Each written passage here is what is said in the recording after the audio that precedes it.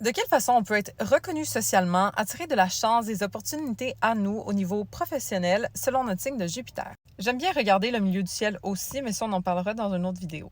Les gens qui ont Jupiter en poisson, en passant, si vous ne manifestez pas, genre qu'est-ce que vous faites? Parce que c'est des gens qui, lorsqu'ils touchent à la spiritualité, à l'intangible, peuvent s'attirer de la chance et des opportunités. C'est aussi des gens qui peuvent réussir en prenant soin des autres, que ce soit physiquement, exemple à travers la naturopathie, que ce soit émotionnellement à travers la compréhension de l'autre. Tout ce qui implique de se mettre à la place de quelqu'un, de ressentir l'autre et de lui conseiller de la meilleure façon possible. Il y a beaucoup d'astrologues qui ont ce placement-là, il y a beaucoup de psys qui ont ce placement-là, il y a beaucoup d'infirmières qui ont ce placement-là. Bref, tout ce qui implique « je me mets à ta place, je te comprends, je suis ici pour t'aider ». Pour ce qui est des Jupiter en Verseau, ici, on va tirer de la chance, des opportunités à nous à travers le réseautage ou des groupes de personnes. C'est pour ça que je dis souvent qu'ils devraient être sur les réseaux sociaux, mais du moins interagir, partager leurs idées, leurs innovations d'une façon ou d'une autre. D'ailleurs, c'est des gens qui vont attirer de la chance à eux lorsqu'ils innovent, lorsqu'ils sortent du lot, lorsqu'ils optimisent, mais comme à leur façon. Donc, sortir du moule, faire les choses différemment, c'est très, très, très prospère pour eux. Il y en a beaucoup dans les réseaux sociaux, il y en a beaucoup dans le marketing, il y en a beaucoup juste dans les ressources humaines, en tout cas tout ce qui est en lien avec soit beaucoup de personnes, beaucoup d'idées.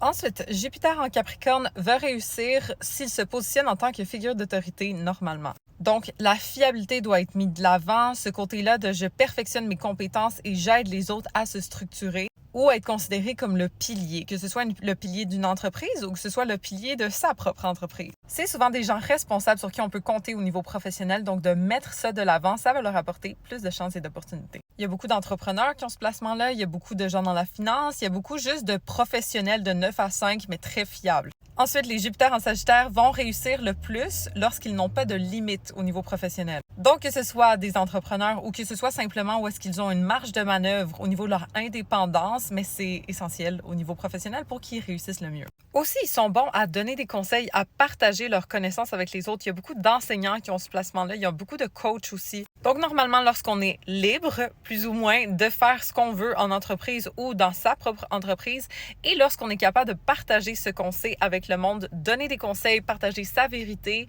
normalement, on réussit. Je vais vous faire les autres signes de Jupiter dans un prochain vidéo. Laissez-moi savoir c'est quoi le vôtre ici et puis follow pour plus d'astro.